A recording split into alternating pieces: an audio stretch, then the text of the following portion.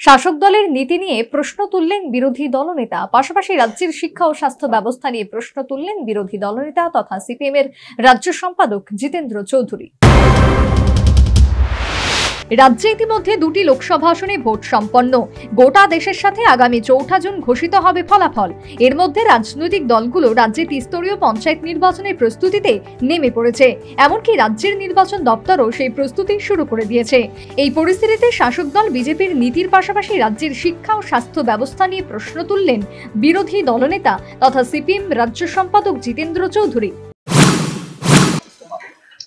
তো আমাদের ত্রিপুরার মাননীয় মুখ্যমন্ত্রী 20টার বেশি ডিপার্টমেন্ট নিয়েছে, তার উপরে হলো নানা কারণে দলের কাজে ব্যস্ত থাকতে হয়। তাহলে সেই জায়গায় তিনি চেষ্টা করলেন কোনো পার্টিকুলার ডিপার্টমেন্ট, এটা এই স্বাস্থ্য হোক বা শিক্ষা বা পিডব্লিউডি, এটা কখনোই মুসলিমরা চলতে পারে না। এবং শিক্ষার তো হাল যা হয়েছে একটাই কারণ, কারণ একটা ব্যক্তির উপরে সমস্ত দায়িত্ব নিয়ে রেখেছেন, তিনি দেখতে পাচ্ছেন না। আর সামগ্রিকভাবে তাদের নীতিটাও এটা ঠিক জনগণকে যেরকম পরিষেবা দেওয়া দরকার তাদের সেটাও একটা কাজ। কার্যত শনিবার জিবি হাসপাতালে চিকিৎসাধীন পরিচিত কয়েকজনকে দেখতে গিয়েছিলেন বিরোধী দলনেতা।